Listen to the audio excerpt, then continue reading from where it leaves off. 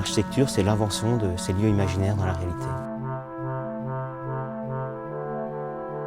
Une architecture dont on n'a pas besoin, mais on a envie. Une architecture qui ne serait pas le flacon, mais le parfum. Je suis Alain Moati de l'agence Moati Rivière. C'est une agence que j'ai fondée avec Henri Rivière en 2001. Nous traitons tous les programmes avec une ambition, c'est de mettre de l'imaginaire dans la réalité.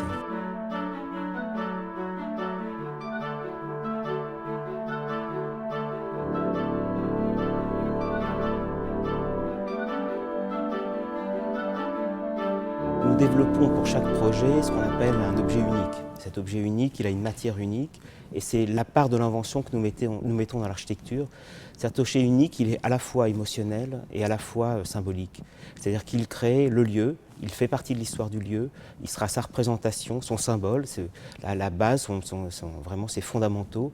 Et on va inventer une matière, en tout cas une mise en œuvre. Cette matière, elle sera basée avec deux grandes idées forces, qui est de lier l'industrie et l'artisanat. C'est toujours la rencontre de l'industrie et l'artisanat qui va inventer dans cette matière, dans cette mise en œuvre, une situation particulière et de faire un objet que l'on n'a jamais vu ailleurs.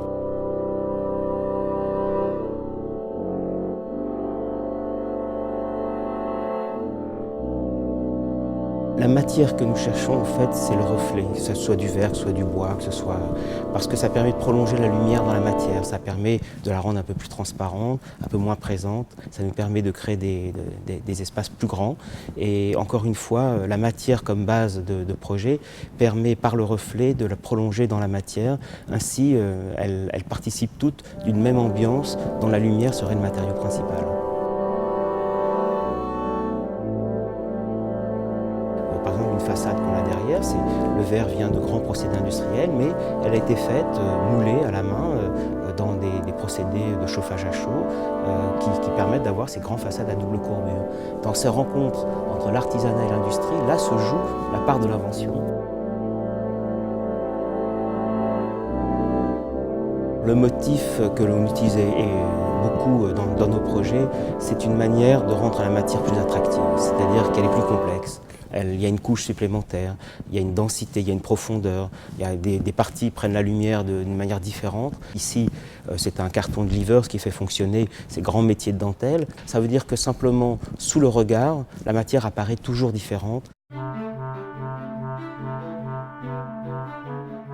Nous adaptons l'idée du motif. Il n'est pas, ce motif, il est lié au sujet, il est lié au symbole, il est lié à la matière. Et donc, nous avons la sensation de nous approcher d'un projet toujours plus complexe et plus dense. À mon avis, le grand enjeu de la matière demain sera par exemple de ne plus avoir l'électricité mais la lumière, de ne plus avoir des frigidaires mais le froid. C'est-à-dire qu'il faudrait trouver des interactions chimiques qui fassent qu'on utilise les phénomènes de la nature en tant qu'éléments qui nous enveloppent. Ainsi, la maison de demain, l'habitat de demain nous enveloppera comme nous enveloppent tous ces grands phénomènes de la nature, les nuages, la pluie, et nous vivrons vraiment dans ce plaisir de rencontre, dans ce qu'on aime dans la nature même, dans l'énergie perceptible du vivant, les rencontres entre ces grandes forces de la nature. C'est ça l'architecture écologique de demain, c'est-à-dire que c'est pas de mettre des capteurs solaires sur un toit, mais c'est de travailler sur une conduction directe des énergies.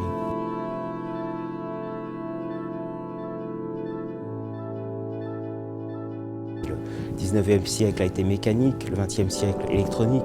Aujourd'hui, je pense qu'on passe dans le monde de la chimie. Et c'est ce monde-là qui est intéressant. Pourquoi? Parce qu'il nous permet d'utiliser toutes ces matières absolument, qui sont des matières de synthèse, qui ne sont pas forcément des matières polluantes, mais en tout cas qui permettent par la chimie d'inventer des nouveaux territoires.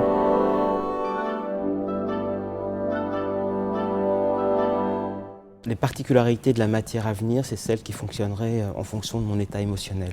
C'est-à-dire que en fonction de mon état de tristesse, de joie, d'envie d'être seul ou à plusieurs, eh bien, la lumière par exemple qui m'environne ne doit pas être la même.